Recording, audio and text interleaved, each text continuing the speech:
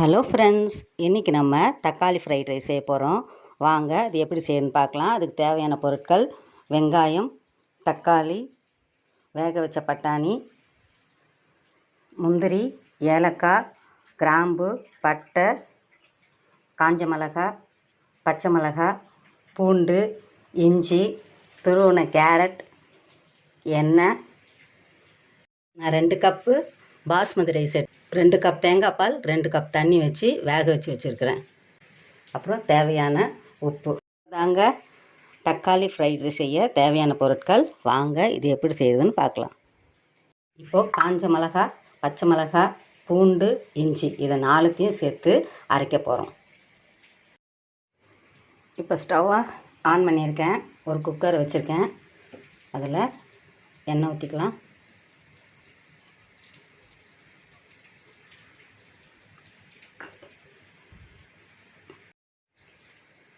எண்ணெய் காஞ்சிச்சு. பட்டை, கிராம்பு, ஏலக்காய், முந்திரி எல்லாம் போட்டு தாளிச்சிக்கலாம்.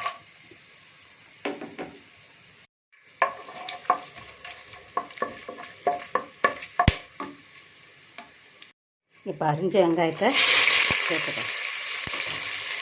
சேர்த்து ப்ரௌன் ஆகாத வரையும் வதக்கலாம். இப்போது வெங்காயம் வதங்கிறதுக்கு தேவையான உப்புத்தூள் சேர்த்துக்கலாம்.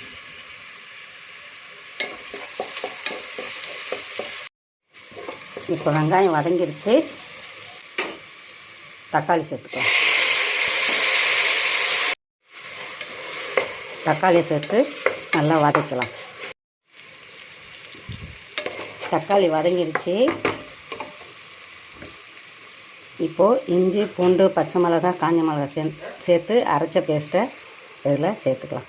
சேர்த்து வாசனை வர வரையும் வதக்கலாம்.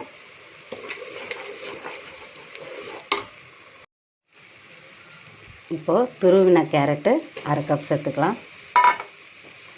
வேக வச்ச பச்சை பட்டாணி, உங்கள்கிட்ட உரிச்ச பட்டாணி இருந்தாலும் நீங்கள் சேர்த்துக்கங்க. பச்சை பட்டாணி. ஸ்டவ்வை சிம்மில் வச்சு கொஞ்ச நேரம் கேரட்டையும் பட்டாணியும் சேர்த்து வதக்கலாம். இப்போது எல்லாமே நல்லா வதங்கிருச்சு. இப்போது வேக வச்ச ரைஸை இதில் போட்டு நல்லா ரைஸ் சூடாகிற வரையும் சாதத்தை கலரி எடுத்துக்கலாம். சாதத்துக்கு தேவையான உப்பு சேர்த்து கலந்துக்கோங்க.